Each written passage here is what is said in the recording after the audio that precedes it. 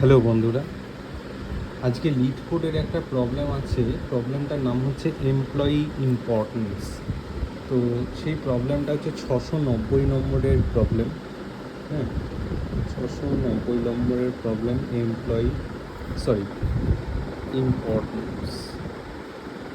প্রবলেমটা কি বলছে সেটা আমরা ফার্স্টে বুঝবো, তারপরে কিভাবে প্রবলেমটাকে সলিউশন আমরা করতে পারি সেটা আমরা দেখব। তো প্রবলেমটাতে কি বলা হয়েছে সেটা আগে আমরা বুঝি।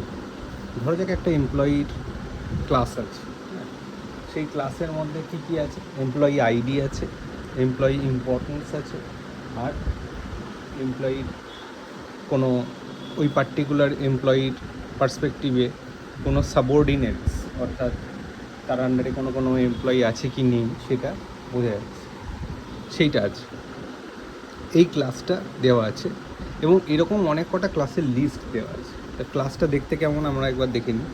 প্রথমে হচ্ছে এমপ্লয়ি বলে আমাদের একটা ক্লাস আছে, ধরা যাক ইএমপি লিখছি। হ্যাঁ, ক্লাসটা নাম লিখে দিলাম ইএমপি। এই ক্লাসটার মধ্যে আমাদের আছে এমপ্লয়ি আইডি। ন্যাচারালি আমরা বুঝতে পারছি যে এই যে এমপ্লয়ি আইডি, ইন্টিজার আইডি, এই আইডিটা হচ্ছে অ্যাকচুয়ালি আমাদের বলা যেতে পারে ইউনিক আইডেন্টিফায়ার হিসেবে কাজ করবে। এর ইম্পর্টেন্স বলে এটা একটা ফ্যাক্টর, ইম্পর্টেন্স কিন্তু একটা ফ্যাক্টর, ঠিক আছে? এই ফ্যাক্টরটার একটা ভ্যালু আছে, ইম্পর্টেন্স অর্থাৎ প্রত্যেকটা এমপ্লয়ির একটা ফ্যাক্টর আছে, সেটা হচ্ছে ইম্পর্টেন্সের একটা ভ্যালু আছে। সে ফর এক্সাম্পল 3, 2, 5 এরকম কিছু ভ্যালু আছে। আর এই এমপ্লয়িটার একটা লিস্ট আছে। লিস্টটা কীরকম হবে? লিস্টটা এইভাবে দেখানো হবে, ধরো এক আই লিস্ট, ইন্টিজার টাইপের লিস্ট আছে। সেটা কার থাকবে? সাবঅর্ডিনেটস, ঠিক আছে? সাবঅর্ডিনেটস এই হচ্ছে আমাদের ক্লাসের স্ট্রাকচারটা। কি করতে হবে এবার এটা ভাবি। ধরা যাক আমাদের একটা এমপ্লয়ি আছে এরকম আইডি, তার আইডিটার ভ্যালু হচ্ছে 1, ঠিক আছে? আইডিটার ভ্যালু হচ্ছে 1 আর এর ইম্পর্টেন্স হচ্ছে 5। এইবারে এই আইডি 1 দুজনের সাথে সম্পর্কিত, মানে এর সাবঅর্ডিনেট দুটো আছে। আরেকটার আইডি হচ্ছে 3 আর এর ফ্যাক্টর হচ্ছে, ইম্পর্টেন্স ফ্যাক্টর হচ্ছে, সেটা হচ্ছে 3, সেটাও ধরে নাও 3। এই আরেকটা এমপ্লয়িকে এর সাবঅর্ডিনেটে আছে, এর আইডিটা হচ্ছে 2 আর এর ইম্পর্টেন্স ফ্যাক্টরটা হচ্ছে 3। এবার যদি ও কোয়ারি করে, প্রথমত লিস্টটা দেখতে কেমন হবে সেটা আমরা দেখে নিই। স্ট্যান্ডার্ড এক্সাম্পল, যেখানে আমাদেরকে ইনপুট হিসেবে কি দেওয়া আছে? ইনপুট হিসেবে দেওয়া আছে আমাদের একটা লিস্ট অফ এমপ্লয়িজ। তাহলে এমপ্লয়িজের একটা লিস্ট দেওয়া আছে, ঠিক আছে? সেই লিস্টটার মধ্যে কী কী আছে? প্রথমে রয়েছে ধরা যাক 1, 5। এই 1 আর 5টা কী হচ্ছে? 1টা হচ্ছে আইডি, 5টা হচ্ছে ইম্পর্টেন্স ফ্যাক্টর। আর এর আন্ডারে একটা লিস্ট থাকবে, সেই লিস্টে কার ভ্যালু থাকবে?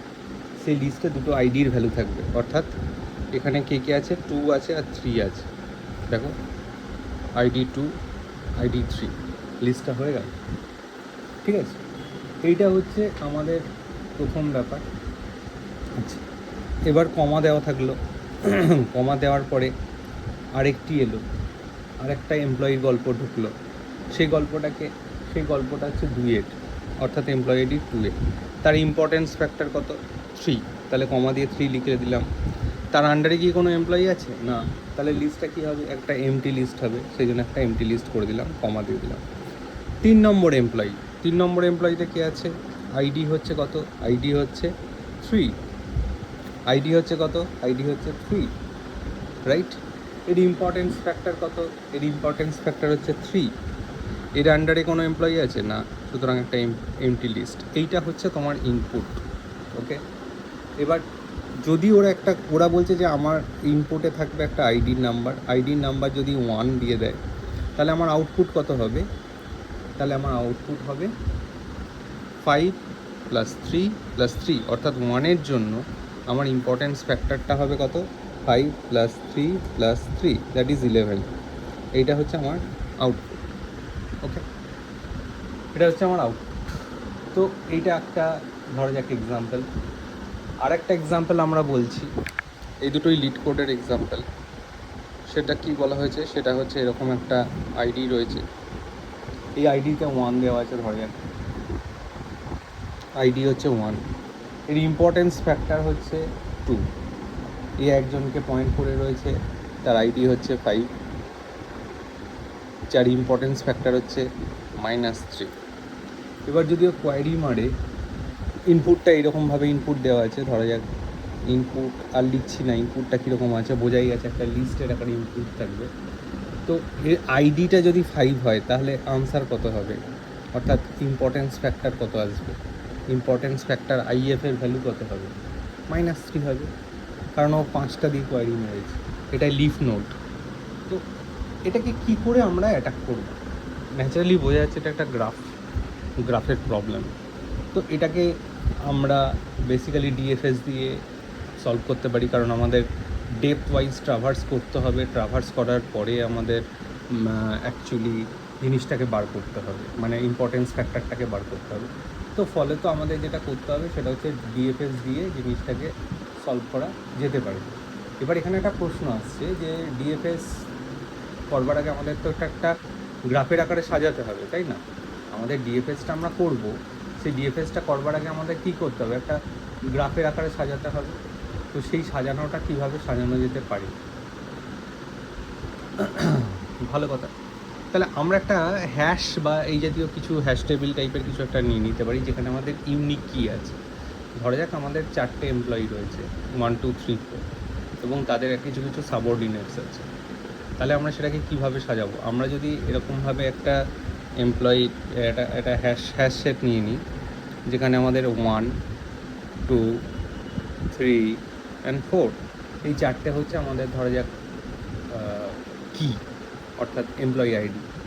তাহলে এমপ্লয়ি আইডির ক্ষেত্রে এখানে আমাদের প্রথমটার ক্ষেত্রে কি হবে, একটা এমপ্লয়ি অবজেক্ট থাকবে, দ্বিতীয়টার ক্ষেত্রে একটা এমপ্লয়ি অবজেক্ট থাকবে, তৃতীয়টার ক্ষেত্রে একটা এমপ্লয়ি অবজেক্ট থাকবে, চতুর্থটার ক্ষেত্রে একটা এমপ্লয়ি অবজেক্ট থাকবে। প্রত্যেকটা যে অবজেক্ট রয়েছে সেই অবজেক্টের মধ্যে থাকবে আইডি, ইম্পর্টেন্স এবং এই লিস্ট। ব্যাপারটা এইভাবে আমরা ভাবতে শুরু করতে পারি। এবারে আমরা কিভাবে জিনিসটাকে এক্সিকিউট করব সেটা আমরা দেখব। তো আমরা একটা ম্যাপ নিই, ঠিক আছে, এই জিনিসটাকে আমরা প্রথমে এস্টাবলিশ করার চেষ্টা করি। তাহলে প্রথমে আমরা কি করব, একটা ম্যাপ নেব, তার মানে একটা সিসার বা জাভাতে একটা ডিকশনারি বলা যেতে পারে।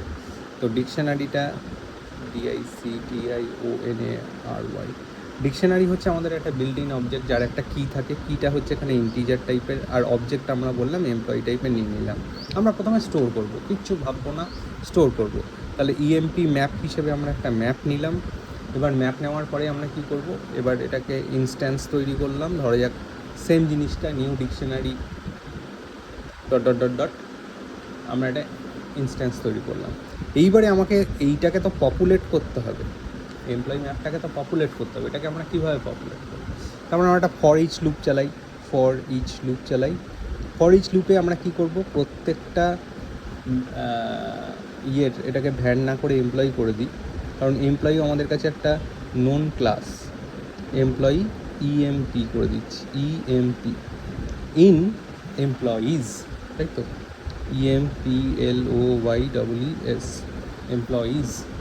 এইবারে এমপ্লয়ি যে ম্যাপটা হলো ইএমপি ম্যাপ, এই ম্যাপের মধ্যে আমরা কি করব, আমরা প্রত্যেকটা এমপ্লয়ির আইডি অনুযায়ী, অর্থাৎ EMP.ID এটা করে করে এমপ্লয়ির অবজেক্টটাকে অ্যাসাইন করে দিলাম। এইটুকুন কাজ যদি আমরা করি, এই কাজটা মানে হচ্ছে আমাদের ম্যাপটা রেডি হয়ে গেল, তাই তো। এবারে আমাদের এটাকে ডিএফএসে খাওয়াতে হবে, সোজা বাংলা কথা খাওয়াতে হবে। এবার ডিএফএসে মানে হচ্ছে আমরা একটা রিকারশন লিখব।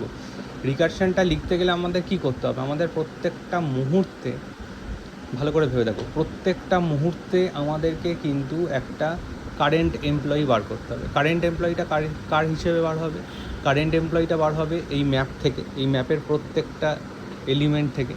অর্থাৎ আমরা যে ডিএফএসটা লিখব, সেই ডিএফএসের ইনপুটটা কী হবে, সেই ডিএফএসের ইনপুটটা আমরা যদি ডিএফএস ফাংশানটা ভাবি, এই ডিএফএস ফাংশানে দুটো জিনিস থাকবে। একটা হচ্ছে এই হ্যাশ টেবিলটার হ্যাশ টেবিলটাই বেসিক্যালি তো এই ইয়েটাকে রেপ্রেজেন্ট করছে, গ্রাফটাকে রেপ্রেজেন্ট করছে, মানে এটাকে অ্যাডজেসেন্সি ম্যাট্রিক্স হিসেবে না ভেবে অ্যাডজেসেন্সি লিস্ট হিসেবে ভাবতে পারো, যে এই হ্যাশ টেবিলটা হচ্ছে আমার ক্ষেত্রে একটা অ্যাডজেসেন্সি লিস্ট, বা ডিকশনারিটা হচ্ছে অ্যাডজেসেন্সি লিস্ট। তো তার আমাকে একটা মানে বেসিক্যালি ইয়ে দিতে হবে, রেফারেন্স দিতে হবে। তো আমার এখানে আমি যদি জাস্ট সিউডো, আমি এখানে ডেটা টাইপ থাকবে, তারপরে আমি যদি সিউডো কোড হিসেবে ভাবি, তাহলে আমার একটা এমপ্লয়ি ম্যাপ থাকবে। এইটা হচ্ছে প্রথম জিনিস। প্রত্যেকটা ম্যাপের এলিমেন্টের ওপরে কলটা যাবে, অর্থাৎ এখানে কলটা আসবে, এখানে কলটা আসবে, তারপরে কলটা আসবে, তারপরে কলটা আসবে, এরকমভাবে লেয়ার যত বাড়তে থাকবে প্রত্যেকটা লেয়ারে গিয়ে কলটা ঢুকতে থাকবে। তো অর্থাৎ ডেপথ ওয়াইজ আমরা এটাকে ভাবতে পারি। তো সেটাকে আমরা যদি করতে চাই তাহলে কী করতে হবে, আমাদের বেসিক্যালি একটা করে আইডি দিতে হবে, যে আইডির এগেনস্টে অপারেট করবে, তাই তো? এই ডিএফএসটা অপারেটেড হবে একটা আইডির এগেনস্টে, এটা ইন্টিজার টাইপের আইডি হতে পারে। এবার কারেন্ট এমপ্লয়ি আমরা কীভাবে বার করবো? আমাদের কারেন্ট এমপ্লয়ি বার করার জন্য কিচ্ছু না। কারেন্ট এমপ্লয়ি যদি আমরা ধরা যাক কারেন্ট এমপ্লয়ি বলে আমরা একটা ভ্যারিয়েবল লেখার চেষ্টা করছি, তাহলে কী করবো? এমপ্লয়ি ম্যাপ থেকে আমরা কারেন্ট এমপ্লয়িকে ক্যালকুলেট করবো। কারেন্ট এমপ্লয়ি মানে কি? আইডি। এবার তুমি বলবে যে আমি একটা আইডি, দাদা আমি একটা আইডি নিলাম, ধরা যাক 1। এবার তার যে নিকটবর্তী আইডি সেগুলো তো আমার অ্যাডজেসেন্সি, মানে how they are related, because they are nearer by this one, they have a direct connection, তাই না? তাদের কাছে এটা একটা ডাইরেক্ট কানেকশন রয়েছে। তো এটাকে তো আমি বার করতে পারবো। এটাকে কীভাবে বার করবো? ভালো করে ভেবে দেখো, এটাকে তো আমি বার করতে পারবো। এটাকে বার করতে গেলে আমার, অর্থাৎ এদের সাথে এদের রিলেশনটা কি, পার্টিকুলার এই ছবিটাতে এদের সাথে, এরা তো অ্যাডজেসেন্টস, অর্থাৎ এদের সাবঅর্ডিনেটস। এই সাবঅর্ডিনেটটাকে বার করতে গেলে আমাদের কী করতে হবে? এই এমপ্লয়ি ক্লাসের মধ্যে তো আমাদের একটা লিস্ট রয়েছে, রাইট? এই যে এই এমপ্লয়ি ক্লাসের মধ্যে এই লিস্ট রয়েছে, 1-এর সাবঅর্ডিনেটকে 2, 3, 2-এর সাবঅর্ডিনেটকে আজকের ডেটে কেউ নেই, 3-এর সাবঅর্ডিনেটকে আজকের ডেটে কেউ নেই, কিন্তু কালকে তো কেউ থাকতেই পারতো। তা এই লিস্টটাকে যদি আমি পার্স করি তাহলেই তো আমি সাবঅর্ডিনেটগুলো পেয়ে যাবো, রাইট? তাহলে কারেন্ট এমপ্লয়ি যেটা রয়েছে, আমাদের মোদ্দা কাজ হবে যে সেই কারেন্ট এমপ্লয়ির সাবঅর্ডিনেটগুলোকে বার করা, রাইট? সেই কারেন্ট এমপ্লয়ি সাবঅর্ডিনেটগুলোকে বার করা। কিন্তু এই কারেন্ট এমপ্লয়ির তো একটা ইম্পর্টেন্স ফ্যাক্টর থাকবে, সেই ইম্পর্টেন্স ফ্যাক্টরটা আমাকে কনসিডার করতে হবে। তাহলে আমি একটা এখানে আইএফ লিখছি, ইম্পর্টেন্স ফ্যাক্টর। সেটা কী হবে? কারেন্ট এমপ্লয়ি ডট ইম্পর্টেন্স, সেটাই হবে কারেন্ট এমপ্লয়ি ইম্পর্টেন্স ফ্যাক্টর, যেটা আমরা ক্যালকুলেট করব, এই কনসিডার করব পরবর্তীকালে। কিন্তু তার আগে আমাকে কী করতে হবে? তার আগে আমাকে করতে হবে ভিজিট অল, এটাকে আমি লিখে দিচ্ছি, ভিজিট অল সাবঅর্ডিনেট, অর্থাৎ প্রত্যেকটা সাবঅর্ডিনেটকে আমাদেরকে ভিজিট করতে হবে। তাহলে ভিজিট করতে গেলে কী করব আমরা? ন্যাচারালি আমি একটা ফর ইচ লুপ লিখবো। ফার্স্টে আমি একটা ফর ইচ লুপ লিখবো। সেই ফর ইচ লুপ থেকে আমি কী বার করবো? ওইটার আইডিগুলো পেয়ে যাবো। তার মানে ইন্টিজার, সেটা হচ্ছে সাব আইডি, মানে সাবঅর্ডিনেট আইডির যদি ইন্টিজারগুলোকে আমি পেতে চাই তাহলে কী করব? In current employee, CURRENT, current employee dot সাবঅর্ডিনেটস, Lister নাম কি? সাবঅর্ডিনেটস। এই লিস্টার নামটা কি? দেখো লিস্টার নাম হচ্ছে সাবঅর্ডিনেটস। তাহলে এই লিস্টটাকে আমি ফর ইচ থেকে পড়ার চেষ্টা করছি, পড়লাম। পড়ার পরে আমি কী করবো? তুমি বলবে পড়ার পরে তুমি এই টোটাল এই আইএফটাকে, যেটা ইম্পর্টেন্স ফ্যাক্টরটাকে কাটবে, সেটাকে আপডেট করো একদম। তাহলে if plus is equal to importance factor plus is equal to, আমি কী করছি? আমি ওর থেকে আইএফটাকে বার করব। এখানে আমি ডিএফএসটা কল করে দিচ্ছি। ডিএফএস কল করে দিয়ে আমি এমপ্লয়ি ম্যাপ কমা সাবঅর্ডিনেট আইডি, এটা যদি আমি দিয়ে দিই তাহলেই তো আমার গল্প শেষ। তাহলে কী হচ্ছে যে আমার এই আইএফটা আপডেট হয়ে যাবে প্রত্যেকবার, এটাকেই আমি রিটার্ন করে দেবো। তুমি বলতেই পারো যে এখানে বেস কন্ডিশনটা গেল কোথায়? বেস কন্ডিশন হচ্ছে যে যতবার এটা, যেহেতু আমার এখানে একটা লুপে রয়েছে, যতবার এই জিনিসটা কাজ করবে, যতবার বলা যেতে পারে যে যতগুলো এমপ্লয়ির এই ইয়ে রয়েছে, সাবঅর্ডিনেট রয়েছে, ততবার এই মেন লুপটা ঘুরবে। কারণ এটা, এই লুপটার তো একটা এন্ড আছে। এই লুপটার তো আর মানে এমন নয় যে আদি অনন্তকাল ধরে চলে যাবে, রাইট? এই লুপটার তো একটা এন্ড আছে। আর প্রত্যেকবার ও কল করে দেখবে, দেখে ও বার করবে। তার মানে আমার যদি আমি একটা ড্রাই রান ভাবি, ধরা যাক আমার একটা এমপ্লয়ি আছে এরকম 1, 5, আর 2, 3 হচ্ছে সাবঅর্ডিনেট ধরে নাও, ঠিক আছে? আর এদিকে মানে এটা একটা এমপ্লয়ি লিস্ট, আচ্ছা। তারপরে আছে 2, 3, তার মাঝখানে কিছু নেই। আরেকটা রয়েছে 3, 3, তারপরে কিছু নেই, ঠিক আছে? এরকম একটা রয়েছে। তাহলে আমার ইম্পর্টেন্স ফ্যাক্টর বা সাবঅর্ডিনেটসের একটা ছবি। তো এটা বেসিক্যালি ছবিটা কীরকম হবে, 1 এ 5 এটা হচ্ছে ফ্যাক্টর, এ পয়েন্ট করে রয়েছে কাকে, 2কে এবং 3কে। ভালো কথা, 2-এর ফ্যাক্টর কত, 2-এর ফ্যাক্টর হচ্ছে 3, 3-এর ফ্যাক্টর কত, 3-এর ফ্যাক্টর হচ্ছে 3। এদের 2-এর নিচে কে আছে, কেউ নেই, মানে এটা হচ্ছে নাল। 3-এর নিচে কে আছে, কেউ নেই, গ্রাউন্ডেড, নাল। ভালো কথা। এবার হচ্ছে তুমি বেসিক্যালি প্রথমে গেট, মানে তুমি এটাকে গেট করছো 2 আর 3কে। তার মানে ডিএফএস 1 যখন হচ্ছে, বেসিক্যালি আমরা যদি কলটা করি, ডিএফএস 1 যখন হচ্ছে তখন আইএফের ভ্যালু কত, আইএফ মানে ইম্পর্টেন্স ফ্যাক্টর, তার ভ্যালু কত, 5। এবার সাবঅর্ডিনেট, ডিএফএস 1-এর সাবঅর্ডিনেট কত, 2 আর 3, রাইট? তাহলে সেকেন্ড কলটা কার যাবে, সেকেন্ড কলটা যাবে ডিএফএস 2-এর জন্য। এখান থেকে দেখো, এই যে ডিএফএস 2-এর জন্য কলটা যাবে। ভালো কথা, ডিএফএস 2-এর জন্য কল গেলে আইএফের ভ্যালু কত হবে, মানে ডিএফএস 2-এর জন্য এই পার্টিকুলার লাইনটার ভ্যালু কত, এই পার্টিকুলার লাইনটার ভ্যালু কত, 3, তাই তো? এই পার্টিকুলার ভ্যালুটা কত, 3। এর সাবঅর্ডিনেট কি কিছু আছে, এর সাবঅর্ডিনেট কিছু নেই, তাহলে রিটার্ন করবে কত, 3, তাই তো? তার মানে তোমার ডিএফএস 1-এ যখন মানে এইটার জন্য 3 আসবে, এবং ডিএফএস 1-এ যখন আসবে কলটা ব্যাক করে, তখন ওর আইএফের ভ্যালু কত হবে, 5 + 3 মানে 8, ঠিক আছে? এবার ডিএফএস 3টা কল হবে, আমি এখানটা করছি, জায়গা কম আছে তো। ডিএফএস 3টা কল হবে, ডিএফএস 3-এর জন্য আইএফের ভ্যালু কত হবে, 3। তাহলে এবারে এর সাবঅর্ডিনেট আছে, এর কোনো সাবঅর্ডিনেট নেই, নো সাবঅর্ডিনেটস। তার মানে কলটা ব্রেক করবে, কলটা ব্রেক করে ও আবার কী করবে, ডিএফএস 1-এর কাছে কলটা যাবে, ডিএফএস 1-এর কাছে কলটা যাবে, কলটা গিয়ে কত হবে, আইএফের ভ্যালু কত হবে, 8 + 3 = 11। এই হচ্ছে আমাদের খেলা, অর্থাৎ আইএফএস 1-এর ক্ষেত্রে এটা খেলা। এবার তুমি যদি এটাকে একটা, তুমি বলো যে না আমি একটা মানে একটা ট্রি স্ট্রাকচারের মধ্যে কলটা দেখিয়ে দেন, তাহলে আমি এরকমভাবে তোমাকে দেখাচ্ছি। প্রথমে দেখো ডিএফএস 1 কল হচ্ছে, রাইট? সেই ডিএফএস 1 কাকে কল করছে, ডিএফএস 2কে কল করছে, কারেক্ট? ডিএফএস 2 কত রিটার্ন করছে বলো, রিটার্ন করছে কত, 3। ডিএফএস 1-এর এই জায়গা থেকে ডিএফএস 3 কল হচ্ছে, ডিএফএস 3 কল হচ্ছে, এই রিটার্ন কত করছে, 3। তাহলে ডিএফএস 1-এর ক্ষেত্রে 5 + 3 + 3 এই রিটার্ন করছে কত, 11, তাই তো? তাহলে যতগুলো নোড আছে ততগুলো ঘুরবে, অর্থাৎ টাইম কমপ্লেক্সিটি হবে n, আর মানে যদি nটা নোড থাকে তাহলে nটা ঘুরবে।